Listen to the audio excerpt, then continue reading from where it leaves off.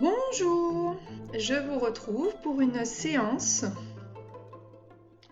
de yoga, une petite salutation au soleil où on va bien travailler l'étirement du psoas, la liaison entre nos membres inférieurs et notre sangle abdominale.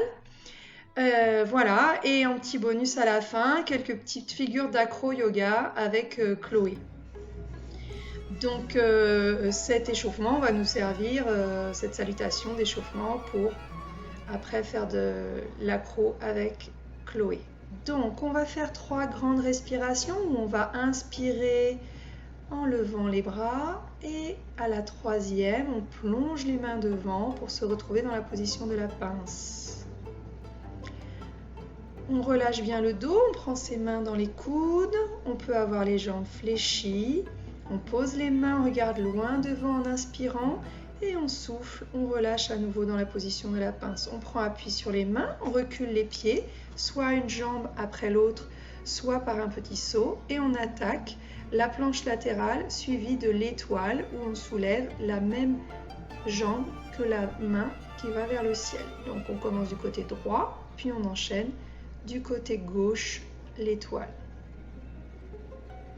On se repositionne, on avance un petit peu, on descend les coudes le long des côtes et on se redresse. Si c'est votre première salutation au soleil, par un petit cobra. Si ce n'est pas la première comme moi, vous pouvez tout de suite partir dans un grand cobra et relâcher la tête. On se redresse pour un premier chien tête en bas. Donc comme c'est le premier, on se déplace, on se relâche, puis on lève la jambe droite, on touche le talon avec la fesse et on ramène le pied droit entre les deux mains. On pose le genou arrière cette fois-ci et on travaille la position Anjaneyasana, c'est la fente basse. Voilà. On se concentre, on a bien le genou à la verticale de la cheville qui est devant, on a posé le genou et le pied arrière et on essaye de garder la stabilité. Pourquoi pas mettre les mains sur la tête. Voilà, deuxième chien tête en bas et on va revenir par des petits pas dans la position de la pince. On relâche, on inspire, on se redresse. On joint les mains sur la poitrine. Voilà, on prend un petit peu des repères et on est reparti pour l'autre côté. Donc on inspire et on souffle, on descend les bras par le côté. On pose les mains devant, on regarde loin devant. Et on recule les deux pieds, soit par un saut, soit l'un après l'autre. À nouveau, on fait chaque planche latérale, donc bien en appui sur le bras droit. Et on soulève, étoile, la jambe gauche puisque le bras gauche est en l'air. Puis on prend appui sur le bras gauche, on lève la main droite vers le ciel, étoile, on soulève la jambe droite. On avance et on vient se positionner dans un deuxième cambra. D'accord ? Vous avez aussi la possibilité de faire le sphinx, vous vous souvenez, où on laisse les avant-bras au sol. Donc sphinx ou petit cobra. Ok ? On descend et on repart dans un troisième chien tête en bas. Et cette fois-ci, on va lever la jambe gauche, on va toucher talon gauche vers les fesses.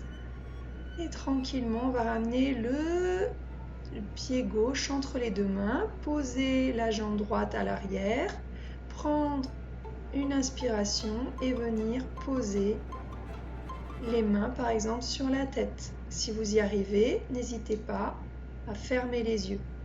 D'accord ? Vos doigts pointent vers le ciel, un peu comme si c'était des petites antennes d'escargot, là, comme sur ma tête. Et on essaye de garder la position. C'est là, sur cette position, on travaille l'étirement du psoas. Le psoas, il prend une insertion dans le bas de notre colonne et puis après, il vient finir sur nos adducteurs à l'intérieur de nos jambes. Donc c'est vraiment la liaison entre notre ceinture abdominale et nos membres inférieurs. Voilà, donc on a fait cette petite salutation qui va nous servir d'échauffement.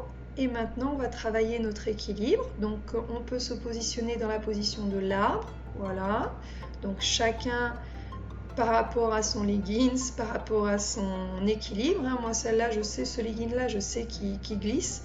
Voilà, donc si vous voulez tenir, il est vraiment important d'appuyer, donc là c'est la jambe gauche, d'appuyer la jambe gauche sur la cuisse droite. Et les deux jambes travaillent, l'une repousse l'autre et c'est la synergie de ces deux forces qui va nous aider à tenir la position. Voilà. Si vous préférez mettre le pied sur le mollet, il n'y a aucun souci. Par contre, ce qui est très important, c'est de jamais prendre appui sur l'articulation du genou. Voilà, donc une fois qu'on l'a fait sur la jambe droite, on va le faire sur la jambe gauche. Donc pareil, on choisit sur le mollet ou sur la cuisse et on appuie le pied à l'intérieur de la cuisse. Et on reprend cette position de tout à l'heure où les deux mains sont paumes vers le ciel, l'une sur l'autre. Et ça me fait une jolie couronne, c'est magnifique. Voilà, on se concentre sur la respiration et on relâche doucement.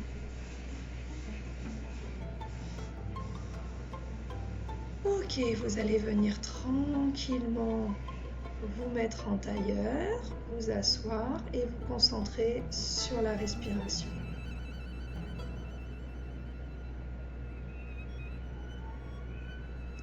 Donc si vous le souhaitez, vous fermez les yeux, vous ouvrez les paumes de main vers le ciel et vous essayez de bien vous grandir et de vous relâcher. Petit bonus, j'ai réessayé mes deux positions, la grue et la chandelle sur la tête. Voilà, je finis de m'échauffer comme ça. Il y a des jours où ça fonctionne mieux que d'autres.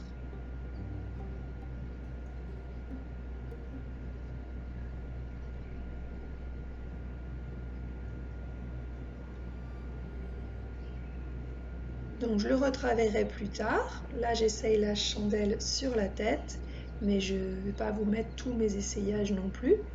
Voilà, mais je vous laisse quand même, juste en attendant que Chloé arrive pour faire quelques petites figures d'accro ensemble. Donc sur cette position de la chandelle sur la tête, ce qui est très important, c'est de prendre vraiment appui sur ses mains et ses avant-bras. Il ne faut pas que tout votre poids repose sur votre tête. Il faut vraiment grandir ces articulations des épaules et de la colonne pour ne pas se faire mal au cervical. D'accord, c'est très important et si vous avez quoi que ce soit comme douleur, vous n'essayez pas cette position. Voilà. Moi, je vous le mets, ça vous fait un petit peu de nature, un petit peu d'oiseau en plus. Mais soyez bien à l'écoute de votre corps.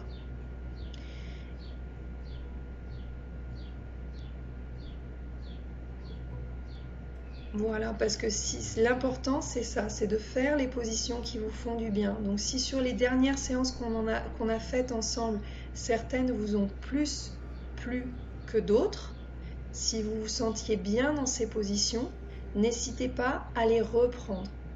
Là, par exemple, l'Anjaneyasana, qui est l'étirement du psoas iliaque, voilà, celle qu'on a vue, la fente basse, celle où on pose la jambe arrière au sol. Celle-ci, si elle vous a plu, n'hésitez pas à la refaire. Et si ça vous intéresse, je prévois une séance qui sera axée sur cet étirement du psoas iliaque, voilà, où on reprendra cette fente basse, mais aussi d'autres positions douces où chacun s'étire à l'écoute de son corps et qui vous fera du bien.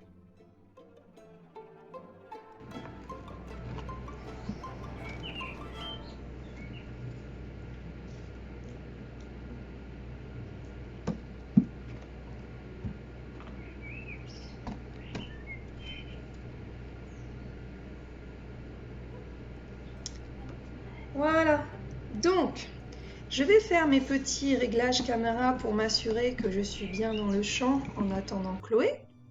Donc c'est ce que je fais d'habitude, donc là je vous l'ai mise.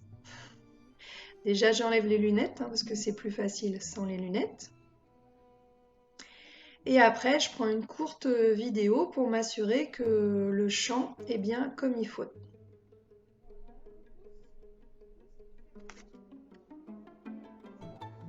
Et voilà, donc on se retrouve avec Chloé pour faire l'acro-yoga. Donc moi je suis échauffée, elle aussi a fait 2-3 activités avant, donc elle est échauffée. On fait quand même attention. Plus là, étant donné qu'on est toutes les deux chaudes, c'est plus une prise de contact l'une avec l'autre. Donc pour qu'elle s'échauffe, je lui propose de reprendre un petit peu ses ATR.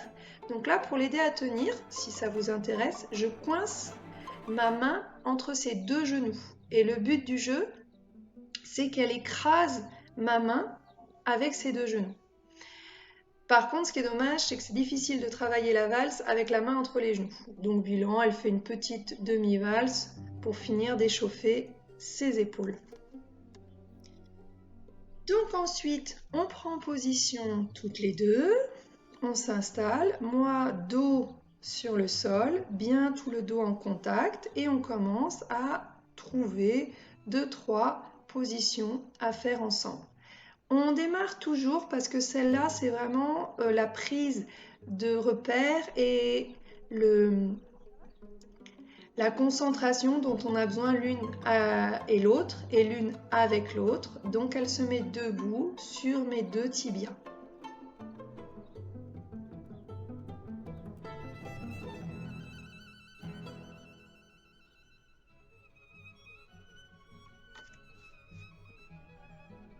Et ensuite, on essaye de varier les positions.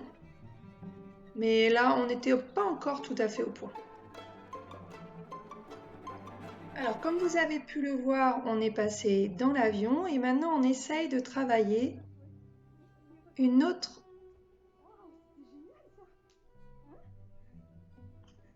position que l'avion, qui est plutôt sympa et qu'on va sûrement retravailler toutes les deux pour vous présenter un petit peu plus précisément.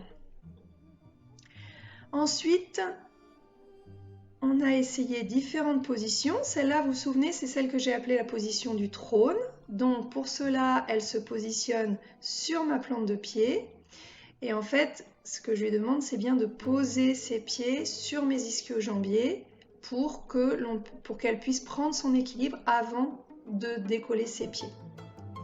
Voilà, donc là, elle est dans la position du trône. D'abord, on lâche les mains. Bon, d'abord, on repositionne les pieds. Ensuite, on lâche les mains. Et ensuite, elle essaye de rester en équerre.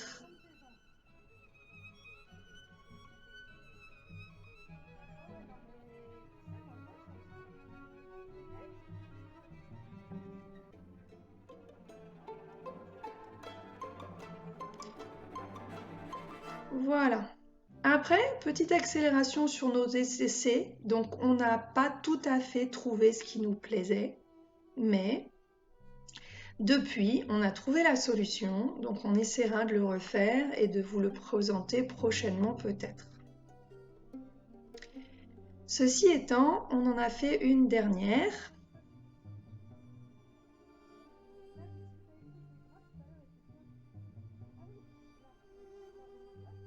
Voilà, donc là on reprend le cours normal. Et donc cette dernière position, en fait, je lui ai proposé de revenir s'allonger cette fois-ci sur mes pieds. Voilà, mais il faut qu'elle soit plus près de moi. Donc elle se replace. Pour ça, je repose ses pieds au sol. Voilà, et cette fois-ci, elle va s'allonger une fois que j'ai lâché les pieds.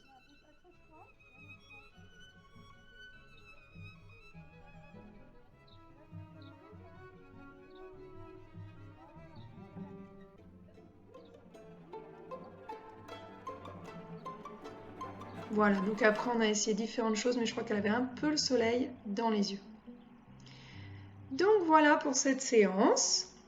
Je vous propose qu'on se retrouve prochainement pour une séance de yoga, juste moi, et je vous dis à bientôt.